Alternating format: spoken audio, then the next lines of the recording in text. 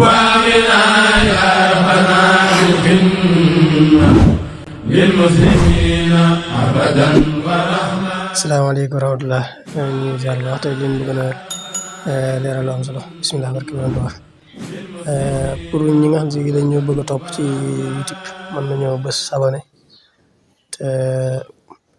partager vidéo yi ndax ñeneen ñi mën cee jëriñu tamit loolu tamit tuyaaba la alhamdulilah. léegi nag maanaam liñ ci bëgg a leeral rek mooy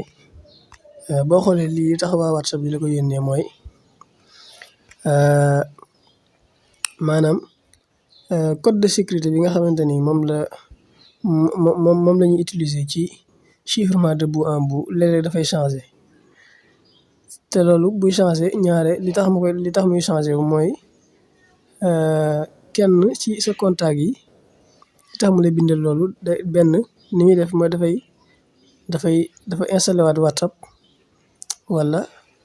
mu changer téléphone kese. benn mu installé waat WhatsApp wala mu changé téléphone looloo tax code de sécurité bi di changé di soppeeku moo tax ngay gis ñaan la votre code de sécurité xamu nan kii a changé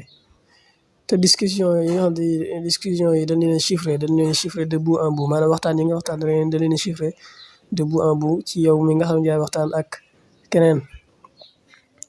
te yéen dong yéen a am seen code de sécurité boo xam ne da leen a propre maanaam yéen dong yéen a ko moom yéen dong yéen a ko am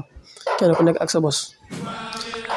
waaw te loolu li muy jëriñ rek mooy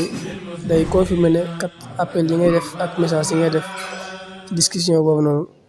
dañ ko chiffré bu baax ci bout en bout boo xam si protocole bi waa signal ñoo ko yor ñoo koy saytu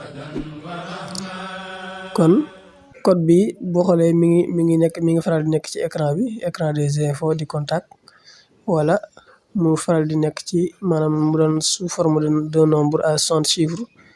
wala boog mu nekk ci benn code QR maanaam code boo xam ne maanaam xeeti jaxase yu mbind yu ñuul yooyu te code yi yëpp dañoo unique kenn ku nekk ak discussion ba nga xamante ni moom ngay def kon loolu lu jar a bàyyi xel la